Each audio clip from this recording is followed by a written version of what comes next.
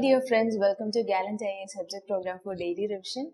Through HEPGEC series, we will be solving UPSC previous year questions and also UPSC standard model questions so that we will be able to understand the way and the pattern in which UPSC frames its preliminary questions. So let's start with the history question. In the federation established by the Government of India Act 1935, residuary powers were given to the Federal Legislature, Governor General, Provincial Legislature, Provincial Governors. So, the Government of India Act 1935 is a very important constitutional reform that was brought in during the British colonial period. And in accordance to the Government of India Act 1935, it established All India Federation. It stood for the establishment of an All India Federation. And also, it divided the powers between the center and the state in respect with three lists, that is the federal list, the provincial list, the federal list, the provincial list, and the concurrent list. Okay. And the main important feature of Government of India Act 1935 was that it abolished provincial diarchy. It abolished provincial diarchy and it brought provincial autonomy to the provinces. And also, it established diarchy at the center, thereby dividing the subjects into transferred and reserved subject at the center. So, this is an important feature of Government of India Act 1935. It abolished provincial diarchy and brought in provincial autonomy. And also, Government of India Act 1935 was the act which came up with a federal court and also RBI. And it extended the principle of communal representation also. So that are the some important features of Government of India Act 1935. And our question is, according to this act, the residuary powers were given to. The residuary powers were given to the Governor General or the Viceroy. So here the answer is option B, Governor General. So the second question from economy. Consider the following statements. Most international agencies which fund development program in India on intergovernmental bilateral agreements mainly provide 1. Technical assistance, 2. Soft loans which are to be paid back with interest, 3. Grants not required to be paid back, and 4. Food assistance that need to be paid back. So, regarding this question, if you look the options, you can see that at least one statement among the four is wrong. So, your job is at least to find out that one statement which is wrong among the four. Then you can easily get your answer. So, here let's look one by one. Technical assistance. Yes, technical assistance in the form of technology transfer or maybe in the form of persons, trained persons like doctors for helping in different development programs in developing countries can be given. So, first is there, technical assistance is there. So, 1 is there. So, if 1 is there, you can eliminate option A and option D. So, second statement, soft loans which are to be paid back with interest. So, what is the characteristic of soft loans? Soft loans are those loans, their interests are very lower when compared to ordinary loans. Their interests are very lower or their time of repayment is very low. Okay, so soft loans are provided by international agencies for development programs in developing countries. So soft loans is also there in your answer. So if soft loans 2 is there, 1 and 2 is there, then definitely you can eliminate option D which is not having 2. Oh, D has already been eliminated.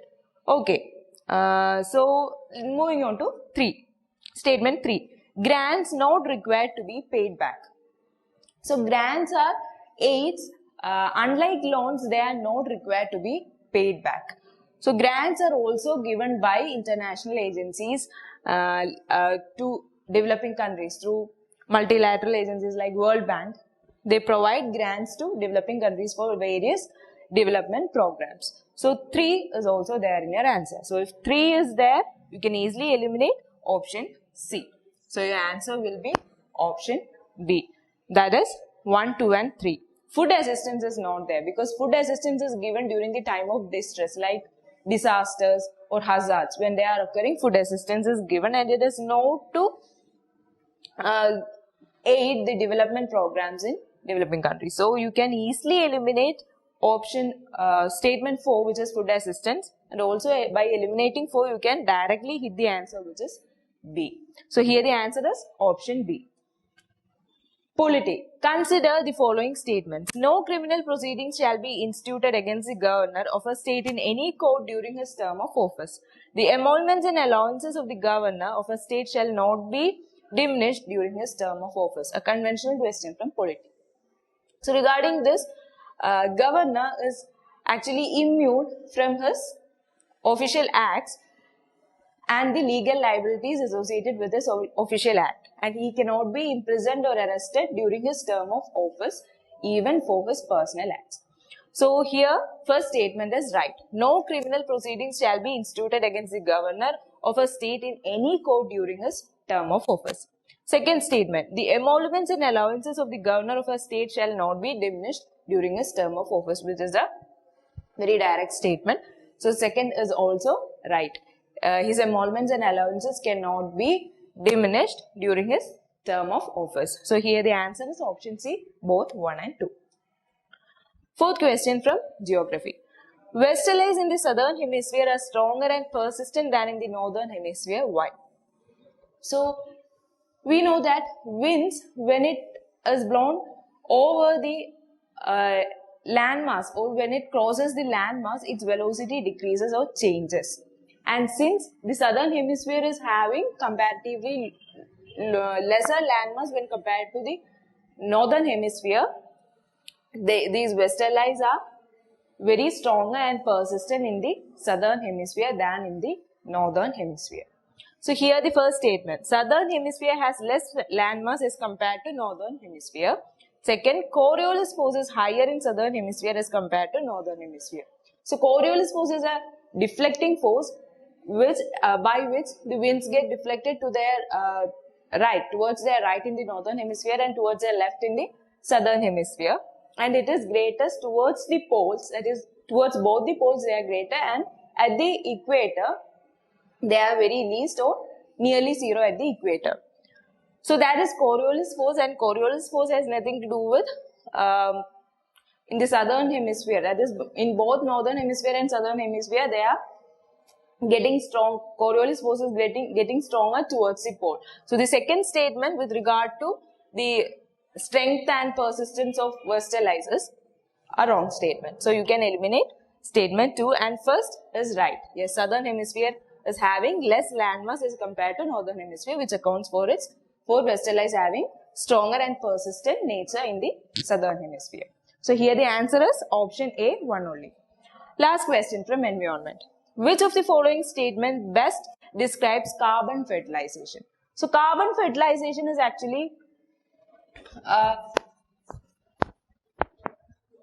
term related with environment, because studies shows that with the increased amount of carbon dioxide in our atmosphere, this carbon dioxide has facilitated the increased rate of photosynthesis, and this in turn has helped in the increased growth of plants. So that is known as carbon fertilization. So here the answer is increased plant growth due to increased concentration of carbon dioxide in the atmosphere. All other options are wrong. So here the answer is A, which is increased plant growth due to increased amount of carbon dioxide in atmosphere. So that's all for today. Meet you soon. Stay tuned. Thank you.